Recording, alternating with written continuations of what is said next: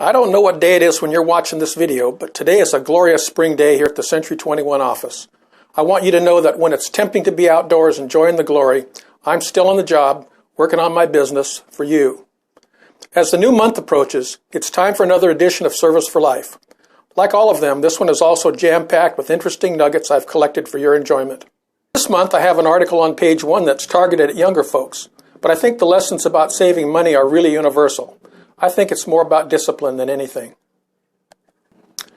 On page 2, I included a short article about medical emergencies. That's a follow-up to an article I ran a few months ago about recognizing the signs of stroke. This article also talks about asthma, choking, and heart attacks. Page 3 has a short thing about smart home devices. I included it as a result of a conversation I had with a guy who was installing devices in his house. I thought I needed to know more, and you might too. On page 4, I did a thing about painting.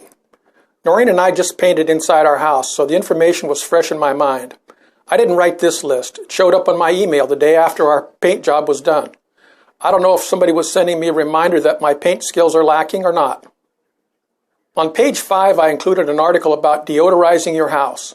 In this particular case, it's written for home sellers who are trying to snag a buyer by making sure their home has a welcome aroma when lookers come through the front door. Smells are one of the biggest turnoffs in our business.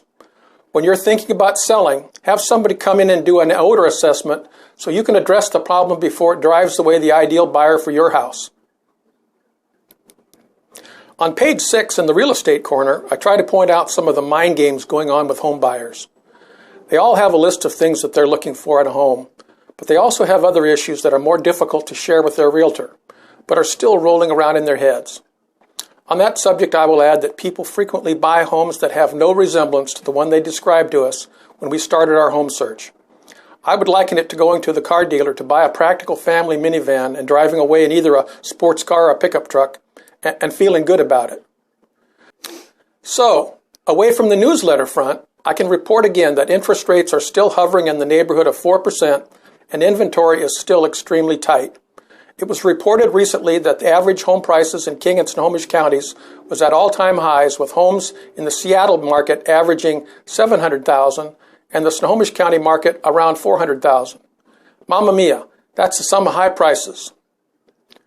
If you're ready to cash in, give me a call and I will help you get your house on the market and you onto Easy Street.